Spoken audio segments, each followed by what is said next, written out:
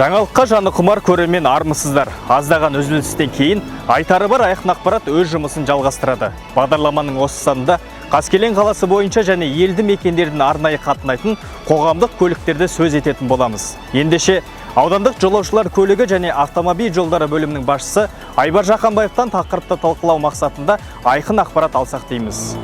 Құрметті қарасайлықтар, егер де сізді алаңдатқан мәселеге қатысты сұрақтарыңыз болса, каналымызға немесе парақшамызға пікір ретінде қалдырсаңыздар болады. Көпті алаңдатқан көкейкесті мәселені сізбен біз болып бірге талқылайық.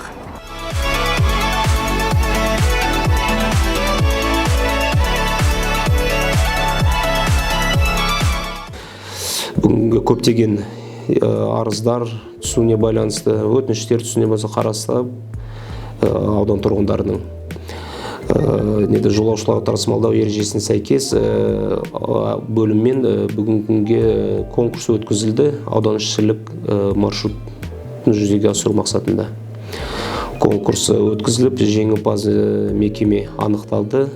Жауапкершілігі шектеулі серіктестік Қаскелен автобус паркі болып табылды. Бүгінге келісім шарт жасалуда. Бүгінгі күнде қосымша аудан ішімен 9 маршрут ашылды.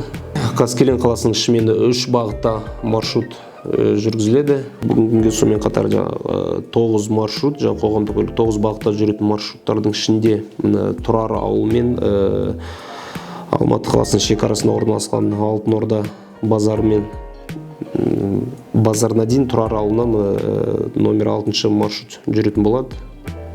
Тұрар мен Алтын Орданы қатынайтын.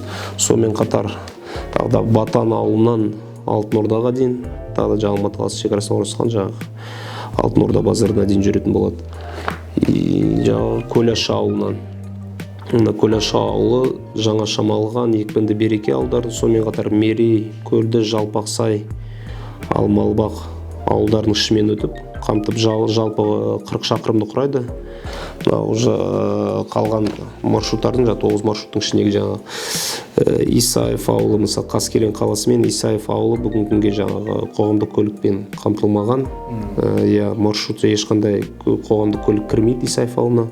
Сол біз қазір Исаев ауылына Қаскелен аудандық орталық Қаскелен қаласымен жалпы 36 шақырым құрайтын маршрутты қосып отырмыз. Жаңадан қосылған бағыт бұл, жаңадан қосылып отқан бағыт.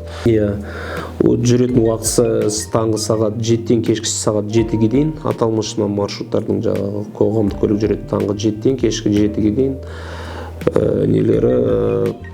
Интервал движения дейді ғой, 1 сағат 60 минуттан болады интервал движениесі. Ол бәрі ертеңгі адам санына байланысты, жүруіне байланысты өзгерістер енгізіледі. Адам көбірек жиі шығып жатқан жағдайда болса, оны жиі беріп отырамыз.